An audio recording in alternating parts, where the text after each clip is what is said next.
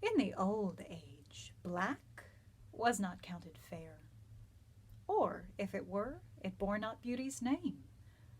But now is black beauty's successive heir, and beauty slandered with a bastard shame. For since each hand hath put on nature's power, fairing the foul with art's false borrowed face, sweet beauty hath no name, no holy bower, but is profaned, if not, lives in disgrace. Therefore, my mistress' brows are raven black, her eyes so suited, and they mourners seem at those who, not born fair, no beauty lack, slandering creation with a false esteem. Yet so they mourn, becoming of their woe, that every tongue says beauty should look so. So first off, happy birthday, Mr. Shakespeare. Yes, today is Shakespeare's birthday, or at least it's the day that we observe as his birthday. We don't know exactly when he was born, but we do know that he was baptized on April 26th, and traditionally children were baptized a few days after they were born. And we also know that he died on this exact day, April 23rd, 52 years later. So we've come to observe his birthday on the 23rd because there's just something kind of beautiful and poetic about the idea that perhaps he was born and died on the same day. So at any rate, today we observe and celebrate the birth of the bard. And it's funny because in the old world, before this new plague of the coronavirus hit, I was supposed to be playing Beatrice in a reading of Much Ado About Nothing this evening, which obviously isn't happening, disappointing, but if you want to make God laugh, tell him your plans. But I'm really, really grateful that I get to celebrate his birthday nevertheless, even from quarantine. I'm doing 2 different sonnet marathons today via Zoom and such, and I got to do a Shakespeare monologue project, and we get to dig into the first of the Dark Lady sonnets today. I didn't even plan this, it just worked out so perfectly. So we get to officially meet the Dark Lady today. Now, just to recap, we met her briefly when we were looking at the Fair Youth sonnets, but Shakespeare wrote the first 126 sonnets to the fair youth, this beautiful young nobleman that Shakespeare was in love with. The remaining sonnets are written to his mistress, the Dark Lady. Now, before we begin, I just want to dig into the etymology of the word fair for a moment. When we say the fair youth, what are we talking about? Fair meant having a pale complexion, pale skin, blue eyes, blonde hair. This was the Elizabethan ideal of beauty, this traditional Aryan beauty. And this became synonymous with the word beautiful. Fair and beautiful came to mean the same thing. So there's kind of an inherently racist etymology to the word. Not even kind of. It is a racist etymology, so let's be aware of it.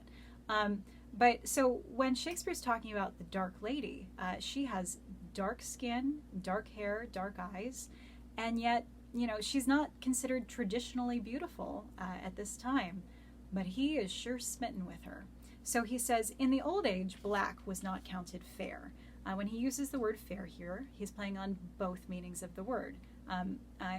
Playing with opposites, saying that black was not counted pale, but also that black was not considered beautiful. Or if it were beautiful, it wasn't called beautiful. But now is black beauty's successive heir. Now black is the new fair because this chick is just so bangin'. And beauty slandered with a bastard shame. And then he goes off into this tirade against makeup. Shakespeare really didn't like makeup. I don't know why exactly, but he seemed to think that it was like being dishonest, that it was lying, that it was putting on a false face. Actually, let's get into this line. Fairing the foul with art's false borrowed face. Does that sound familiar? Oh, I don't know. Fair is foul and foul is fair, or false face must hide what the false heart doth know. That sounds an awful lot like Macbeth. I wonder if this is the same author. Anyway, so then he goes on to say that beauty has lost her name. She's lost her holy temple. She's profaned because so many people can fake being beautiful by putting on a face of makeup now. Therefore, my mistress' brows are raven black, and her eyes are so suited. Her eyes are the same color too. And suited was possibly a pun on the word sooted, because soot is dark, soot is black. and they mourners seem. This is a recurring metaphor that Shakespeare uses in the Dark Lady sonnets, the idea that her dark features are mourning, mourning, that they're mourning at such who not born fair, no beauty lacks, slandering creation with a false esteem. They're mourning at the people who were not born fair, not born beautiful, but fake being beautiful by putting on a face of makeup. Yet so they mourn, yet so her features mourn, and they're so becoming in their woe, they're so beautiful in their sadness, that every tongue says beauty should look so. That everybody says that beauty should look like this woman right here. The Dark Lady should be the new standard of beauty to which everyone else is compared. So, I want to just take a moment to observe the dichotomy of this in these sonnets. Shakespeare has two loves, and they are the exact opposites of each other in every way. They are literary foils. He's in love with a pale man and a dark woman. His relationship with the fair youth, he holds on a spiritual level. He considers the fair youth his soulmate. But you'll see that his relationship with the fair youth, or his relationship with the Dark Lady, is very different. It's very carnal and lustful, and he gets deeply misogynistic at times and graphic, and you'll see. We'll get into it, but it's just interesting to observe that he was in love with two people who could not have been more opposite. So anyway, we'll learn more about the Dark Lady tomorrow. But that's all for today. That's Sonnet 127. Stay safe, everybody, and happy Shakespeare's birthday. I'll see you tomorrow. Bye.